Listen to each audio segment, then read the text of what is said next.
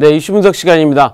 오늘 이슈 분석은요, 첫 번째 이슈는 일본 금융청이 암호화폐 ETF 검토를 하고 있다는 얘기입니다. 블룸버그 통신이 익명의 그 관계자들의 말을 빌려서 보도한 내용인데요. 일본 금융청에서 ETF 관련해서 업계의 관심이 어느 정도인지를 좀 파악하고 있다. 이거는 이제 블룸버그 통신의 표현이니까요. 업계의 관심이 어느 정도인지를 파악하고 있다는 내용은 그것 금융청도 관심이 있다는 얘기가 되겠죠. 그런데 현재 그 ETF를 승인해 주려면 일본의 자금결제 서비스법을 개정해야 되는데 일본 자민당이 2020년에 법제화를 하는 걸 목표로 금년 3월에 자금결제 서비스법 개정안을 제출할 예정이라고 합니다. ETF 승인 검토에 대해서는 어떤 얘기들을 하고 있냐면요. 적극적으로 투자자를 보호하기 위한 차원이다. 그 다음에 그런 얘기들을 하고 있고요. 보도에 보면 암호화폐에서 ETF는 기관타 투자자 유입 등이 될 것이다 라는 이야기들을 하고 있는데요. 사실 일본 정부는 지금 현재 암호화폐에 대해서 강력한 규제를 하고 있습니다. 특히 거래소에 대해서도 강력한 규제를 하고 있는데 그 이유가 뭐죠? 이미 여러 번의 해킹을 통해서 문제가 생겼었죠. 그렇기 때문에 일본은 그동안에 이제 최소한의 규제만 하겠다라는 방침에서 작년에 완전히 돌아섰죠.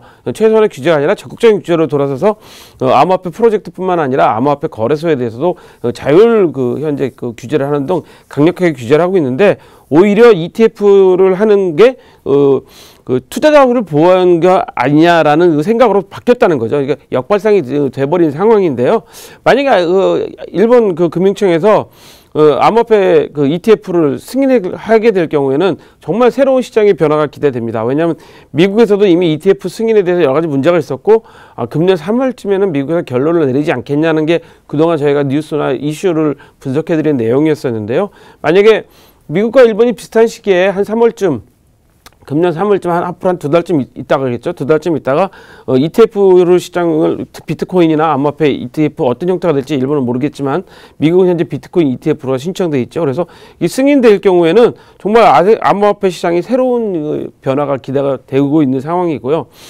다만 일본에서는 암호화폐 파생 상품에 대해서는 승인을 해주려고 했었는데 그 계획을 폐기했다고 합니다. 그러니까 쉽게 말씀드려서 적극적으로 앞으로는 규제를 하는데 그 규제가 다른 방향에 긍정적인 영향을 미치게 되는 거죠. 결국 암호화폐에 투자하시는 분들을 위해서 그러니까 암호화 자산이죠.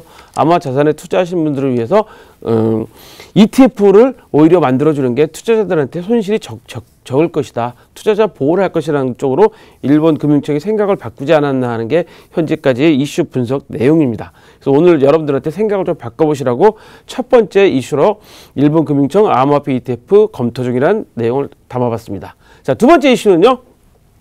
비트코인 가치가 금시장을 능가할 것이다 라는 전망이 나왔습니다. 여러분들 잘 아시는 윙클버스 형제죠. 여러분들 지난번에 좀 전에 말씀드린 것처럼 비트코인 ETF를 현재 했던 팀들인데요. 이 윙클버스 쌍둥이 형제가 비트코인이 장기적으로 시장 가치가 상당히 높다라는 이야기를 했습니다. AMA 세션을 통해서 했다는데 이 AMA를 보니까 이게 Ask Me Anything입니다. 그러니까 무엇이든 물어보세요. 무엇이든 물어보세요라는 250가지 항목을 질문하는 그런 세션이 있었다는데 거기서 이제 비트코인 ETF를 위해서 노력하고 있다라는 이야기를 했는데요. 비트코인이 오리지널 암호화폐다라는 이야기도 답변을 했고요. 근데 비트코인이 네트워크 효과가 좋고 하드머니에서 장기적으로 승리할 수 있는 것이다라는 대답도 했다고 합니다. 그리고 또 시가총액 7조 달러가 넘는 금시장을 비트코인이 넘어설 것이라고 예상된다고 이야기했다 하고요. 암호화폐 없는 블록체인은 AOL이 인터넷이냐, 그러니까 이거 인터넷 회사잖아요. 그러니까 저기 회사기 때문에 그럼 그 회사가 인터넷 회사냐라고 해서 한 가지가 없으면 다른 한 가지는 존재할 수 없다라는 말을 했다는 거 보니까 이 비트코인에 대해서 윙클버스 형제는 확실한 의지를 갖고 있는 것으로 보여서 두 번째 이슈로 삼아봤습니다. 자, 마지막으로 세 번째 이슈는요.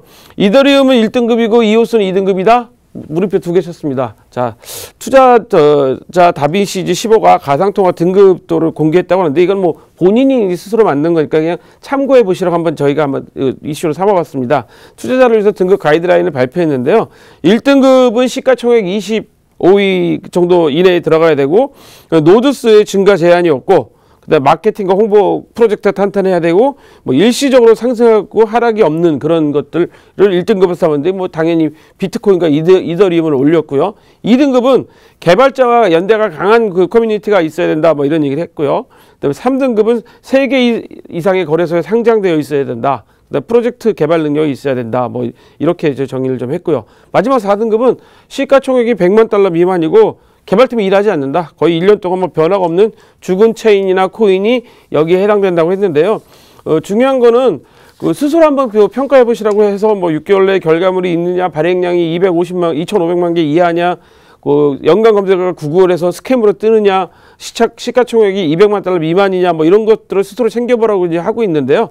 우리나라에서도 프로젝트를 볼 때 4대 보험에 가입이 돼 있느냐 안 돼 있느냐 그런 것도 보고 있다고 합니다. 그래서 여러분들도 한번 살펴보시라고 마지막 이슈로 삼아봤습니다. 오늘 저희가 준비한 소식은 여기까지입니다. 참고로 본 방송에서 제공하는 정보는 투자 판단의 참고 자료일 뿐이며 암호화폐 가치 또는 상승 하락을 보장하지 않습니다. 톡톡크이 365 시청해주신 여러분 고맙습니다.